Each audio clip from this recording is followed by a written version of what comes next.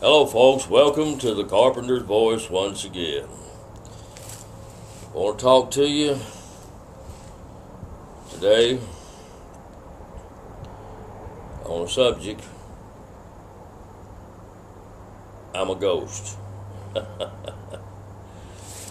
I spend a lot of time on my porch, four or five nights a week. I'll sit out there 30 minutes to 2 hours, thinking about my life, meditating on things, what I've done that day, what I didn't get done, what I need to do. I acknowledge God's presence. Look, see how much I fall short and what I need to do better. Just all kinds of things. And I meditate, and I came across the thing that I'm a ghost. And I went by my mama's and sat and talked to her one night. She's 75 years old, and her sitting on her front porch. And I said, "Mama," I said, "I finally decided something." She said, "What's that, son?" I said, "I decided I'm a ghost." She said, "Leonard," said, "you've been sitting on the back porch too long." But listen, I am. If anybody's involved in ghost hunters, all you got to do is try to find me and I'll talk to you. You don't have to be trying to sneaking around and being quiet and trying to see if you can see me. Well, man, I'll answer all the questions you want because I am a ghost. Now, I will tell you that I am a ghost, and I live inside this old ugly body. I do, and I'm attached to it. And I can't come out of this body till I die. And when my body dies, then I'm a coming out. Don't that make a little sense? That's what the Bible talks about, to be absent from the bodies, to be present with the Lord. Who goes to the Lord? Why, you do, you ghost. And not your body goes back to the dust of the ground, back to the earth, from which it came. And you see a lot of your movies, when people die, their ghost comes out. Well, see, that's a proven fact then. I'm telling you the truth.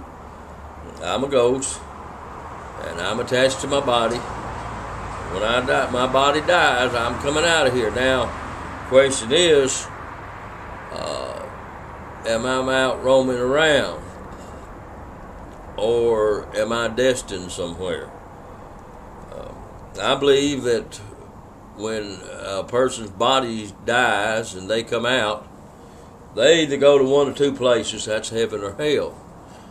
Now, they're not out here in balls and chains and trying to scare people or tilting pictures or throwing books across the floor. I'd say if people's ghosts did hang around, then they would more than anything be trying to communicate with their loved ones and tell them they love them and how much they miss them and everything's okay. But we don't see that. And there was a guy named Houdini. He was a great escape artist, and he had handcuffs, and he could challenge all the cities, and he would say he could come out of any handcuffs that any police department would put on him. He'd put the bag over his hands, and he'd come out of those. And I forgot who it was, bought all Houdini's handcuff collection, a big stack of them. And then the other thing he would do when he'd go to the city, he would let that city choose any man they want to hit him in the stomach, and he said he could take any blow they could throw. Well, one day he went into a city, and he was walking across there, and this guy recognized him, and he hauls off and hits him in the stomach without Houdini knowing he's going to hit him, so he wasn't prepared. And it messed him up internally, and he ended up on his hospital bed, and he ended up on his hospital bed, and his wife, he talked to his wife, and he said, "Hon, I'm going to set up everything, said I'm going to escape. I'm going to escape the realm of death. I'm going to be able to communicate to you, and I'm going to have a big seance, and I'm going to have I know several men. We're going to have a big seance, the best in the world. We're going to have them gather around a big table. And the way that you know that I'm going to be able to talk to you is I'm going to give you a secret password. And if they don't give you that password, then it wasn't me. They lied. Well, I seen that on some kind of educational program, and that is documented, that particular seance. And I don't know how many days, 2 or 3 days, those men, I saw some of them sitting there and said, "Oh, mighty Houdini, if you can hear from us, please talk to us." And they, "Oh, Houdini," and they were trying to contact the realm of the dead, I guess what you'd call it, and they kept on and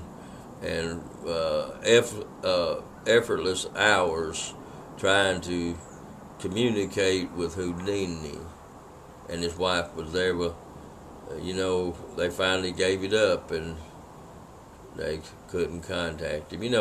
He'd have been there for that meeting if he'd been able to.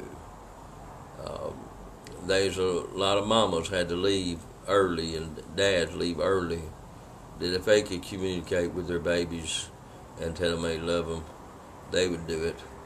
Truth of the matter is, when a person's body dies, they come out of there and they go to a place called hell, or they'll go to a place called heaven. Now, there are things, there have been places in the Bible where men of God have been cited and talked to and revealed themselves through God's Word. There are where God allowed it, and Elijah and Moses and different ones, and there are angels, undoubtedly, God's angels and the devil's angels all throughout the world. The Bible says that some people entertained angels unaware. Angels are able not only to be in spirit, but they're also to be in a body, and that's really wild, isn't it? And the one place in the Bible where Elijah was there and his servant, and there was a bunch of enemy was coming, and the servant was scared, and Elijah said, "There's more of us," to his servant. He said, "There's more of us than there are of them." And he said, "Who you talking about? What's more of us? Ain't nothing about me and you." And of course the prophet prayed and said, "God, open the eyes of my servant." And there were hundreds of angels in flaming chariots all around the mountainsides and all about. And they were there all the time. It's just that the servant couldn't see them. And the prophet could see them, and he asked God to open his eyes that he may see. And so we may be surprised of this is a spiritual world, what all is actually here.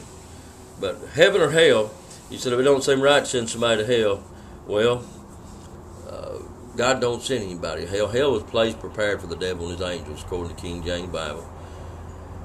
But God has made a way to escape. He sent his son, Jesus Christ, on the cross of Calvary to pay for man's sins. And God promised that anybody that put their faith and trust in Jesus Christ and called on him and asked him to save him, if they believe with all their heart that Jesus Christ died on the cross and was buried in the tomb, the third day rose from the grave, that they could be saved. If they believe it from the heart and if they call upon him. And Jesus was beat for us and bruised for us. He was beat beyond recognition. Mel Gibson's movie, I didn't see it, but whatever it was, I guarantee you it couldn't even begin to picture what they actually did to Jesus and what kind of his body and what kind of shape that he was in as he hung. That was for us, that he would pay for our sin debts with his own life and his own body. Now, the only reason if you go to hell, it'll be your fault, because you said, I'm not going to call upon Jesus Christ. I'm not going to call on God to ask him to save my soul. I don't believe in God. Well, one day, you're a ghost, and when your body dies, and you come out of there, you're going to find out the truth. I hope you'll tune in my program that says, what must I do to be saved? Because there's so much religion in the world, you might ought to listen to it. maybe God can help you see through all the religions and help you see Him. Thank you.